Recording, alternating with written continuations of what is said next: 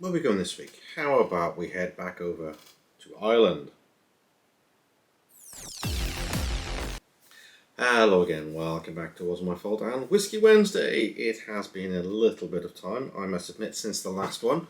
I've been busy working and doing all sorts of other stuff and getting everything done and just all sorts of different things. So back to it now. See, I've got one or two whiskies left to do. So I've been meaning to do Teeling whiskey for a little bit. Well, since St. Patrick's Day, to be honest, because I was going to do it then and I just didn't get around to it, so I was doing some other whiskies and some other bits and pieces. So here we are finally with Teeling. It's Teeling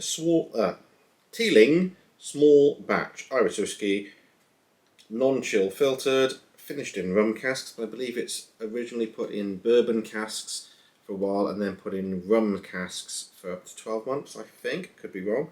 This was bottled on the 06 2019. 46%. Nice. A little bit stronger than some others. Average tends to be about 40, so a little bit stronger than some. That's good.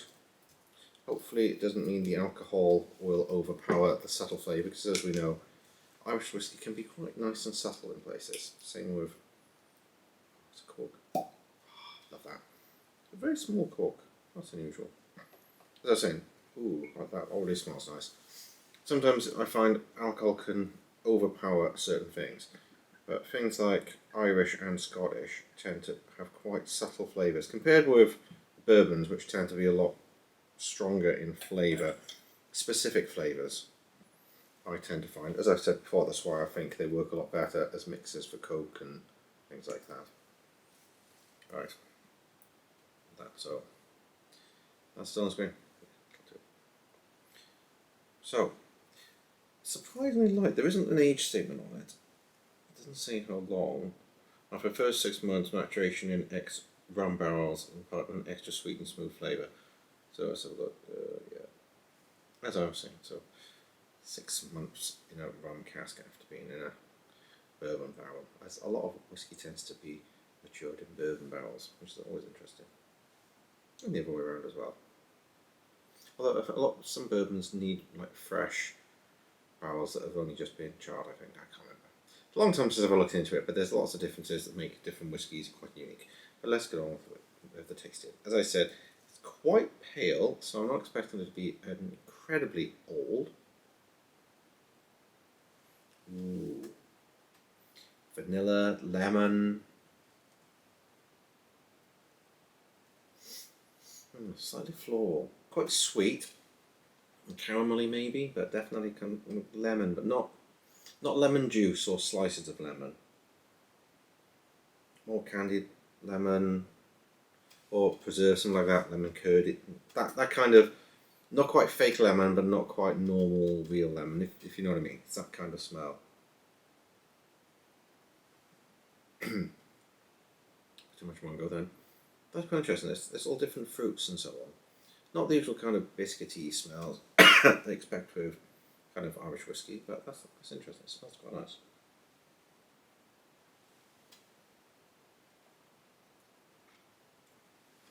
Ooh. There is quite a bit going on there. That is quite interesting. Once again, I'm getting the kind of lemony, the vanilla, and that kind of thing in it, which is actually quite interesting. I quite like that.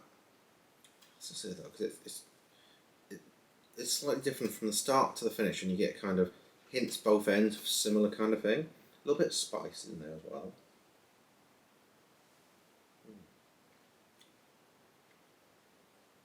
That's quite difficult because there's a lot going on.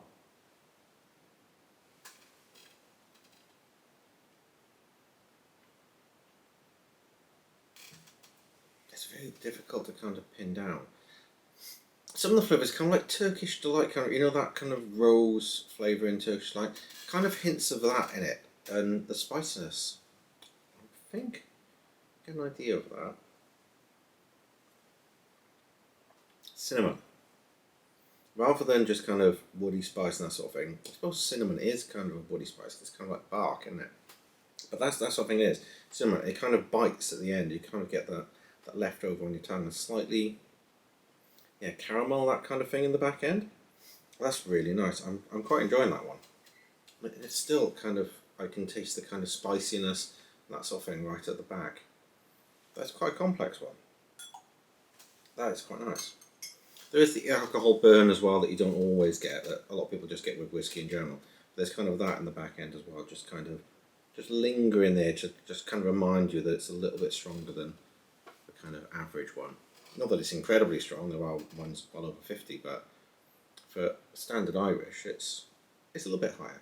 It kind of does show through a little bit, but not in a bad way, which is quite nice. Okay, with just a little drop of water, see if it opens out anything else. So the kind of lemony, maybe slightly apple fruitiness, that kind of thing, a little bit of sweet vanilla. It's changed a little bit, but not a huge amount.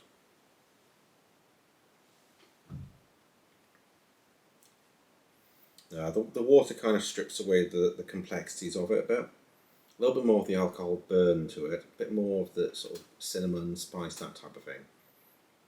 Losing a little bit of the kind of lemon curd sweetness. So usually when you put a bit of water with it, it kind of strips away the sweetness, so I'm not getting the kind of butterscotchy caramel end into it at all, which is a little bit disappointing. So I kind of like that. Yeah, the water wasn't great from my opinion anyway for what it did there. Let's have a look what Masters of Malt say, shall we? So, nose, cut grass, and orange blossoms. Well, I'd say kind of citrusy and fruity, I suppose. Alright, allspice, hints of vanilla, apple pie, and blackberries. I don't know if they have blackberries to it. Apple, maybe. I don't palate. Spiced, rich palate with rose petal jelly. Ah, there you go. So, Turkish light type of thing. Lemon curd, creamy vanilla, hints of dried herbs, and cinnamon.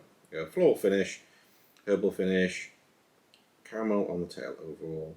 Deliciously creamy, spicy, and rich Irish blend. I actually can't fault it. I really like that. Why have I taken so long to try this? I'm really impressed. It's very, very nice indeed. I have another go.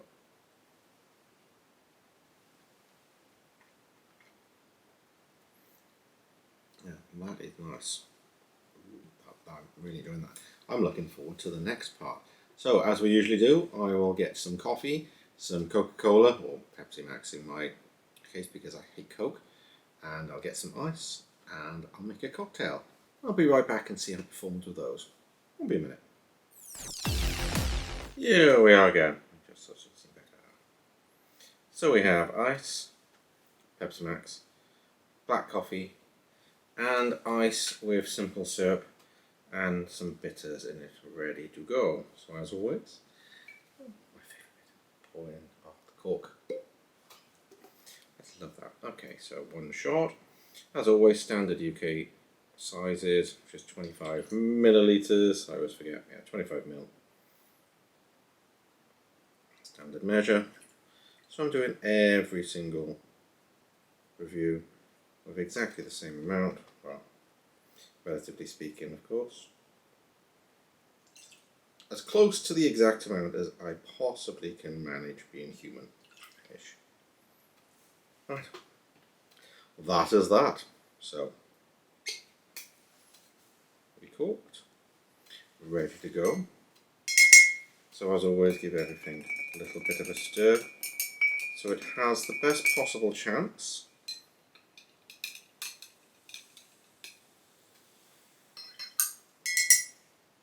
I'll stir it all again before I taste, just to give it a good chance to incorporate the whiskey into everything. Especially the cocktail and things like that. There's sometimes need a good old stir to get it together. We want it to be nice and fair, don't we? Okay. First of all, the ice. Obviously, I'm not going to get as much smell out of it compared to much nose because of the shape of the glass is obviously different. Maybe I should get glasses that are better for that, but it's fine. And not a lot on the nose. It tends to be just the kind of alcohol smell you get with a big glass like this with ice. It's not unpleasant. It's not too strong. It's just kind of that's all that's really happening. So the taste.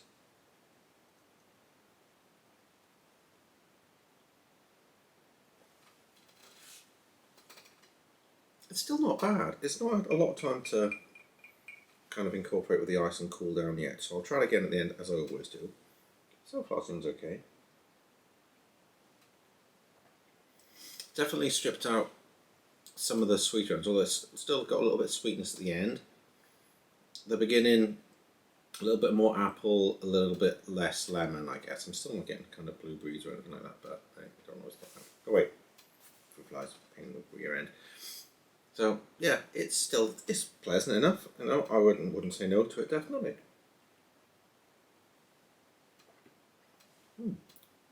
A lot more alcohol flavour to it as well.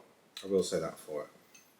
As I've mentioned with most of them, that tends to be what happens. You get the alcohol a little bit more sort of interesting in the back than the front end, to be honest. The front is just kind of more alcohol flavour, a little bit of sweet apple and that sort of thing, but not as complex or interesting as it is if you just leave it by itself, as you should do,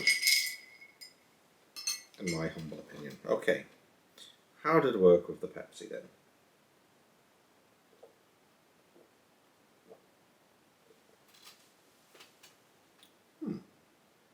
It's not bad.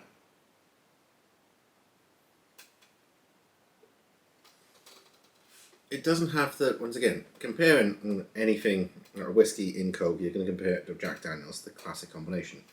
Because as I said before, the American bourbons tend to have more robust flavours, but less of them. So with something like this, you've got the kind of rose petals and lemon curd and apple and cinnamon and all the other things in it, whereas a bourbon tends to be fewer, but a lot more prominent. So you kind of pick up on those a lot more when you mix with something else. It doesn't get diluted because the flavours aren't as kind of subtle, I guess, is the best way. And that it's nice. You know, it's better than normal Coke. That makes me sound like an alcoholic, so maybe I shouldn't say it's better than normal Coke. It's different to normal Coke. A little bit of apple to it, I guess. Definitely a bit more vanilla as well. It tastes a lot more like vanilla Coke with a little bit of kind of apple to it. It's interesting. Not possibly my favourite. It's once again, Jack Daniels is still better. I had some other ones that brought grapefruit to it. I think that was the Pogues one, wasn't it? That had grapefruit. And that really made it a little bit different. That's just kind of generic vanilla Coke with a little bit of alcohol flavour, I guess. So it's okay. Not what I'd use it for. I think it's better straight, to be honest. Okay. Now with Irish coffee, but I don't have any cream or anything else in it because I like it black, so live with it.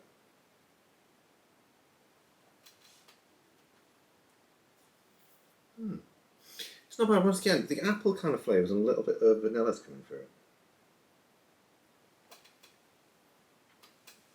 Not quite as woody. There's still kind of like the woodiness that I tend to get when you put a whiskey in coffee. It tends to bring out this kind of woody flavour, I guess from the barrel maybe. It's there as a kind of aftertaste. It's not that strong, so a little bit of, I said, a little bit kind of vanilla-y, a little bit fruity, just a kind of hint. It's not taking away much of the bitterness of the coffee, to be honest. The kind of vanilla isn't overpowering it much.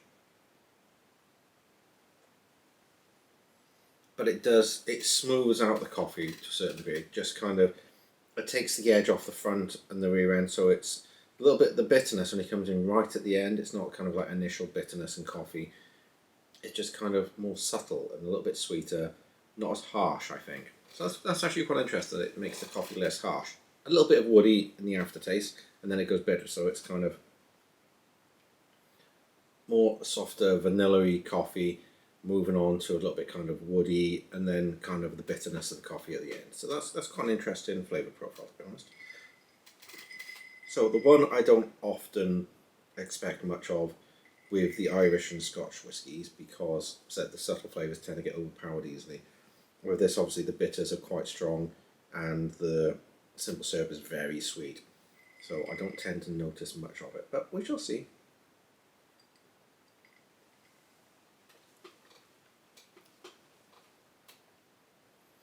Yeah, not a lot other than the sugar and the bitter, to be honest.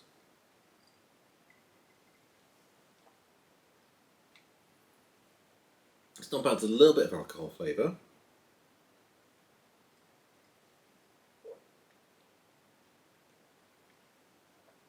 But yeah, none of the kind of subtleties you get with some bourbons. They'll bring out more fruitiness, and you'll get things, well, let's get more vanilla and things like that. But you'll also get cherry or things like that with certain ones. So it kind of adds to it and mixes the bold flavours and kind of melts down to something quite nice. Whereas this, you don't get much from the whiskey, so it tends to rely on the bitters and the simple syrup. So it's just sugary, bitter, kind of citrusy. But it's not great. It's drinkable, but it's not fantastic. Okay, back down the line. Now that everything has a chance to mix a little bit longer. Yeah, not a lot in coffee. Let's try this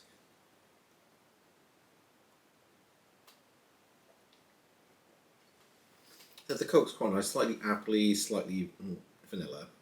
So it's fairly reasonable. It's a little bit different.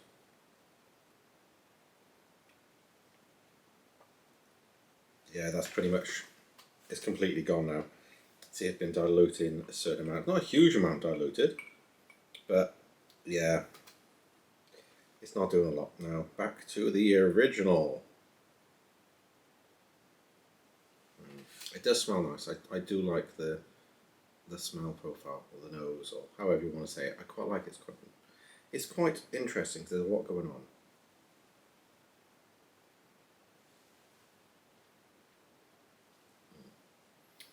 No, that is a lovely whiskey. I am very impressed with that. Thank you, Mr. Teeling. That's a very good whiskey. I do quite like that. I'm enjoying that. So yeah, that definitely gets a thumbs up from me. Keep it neat.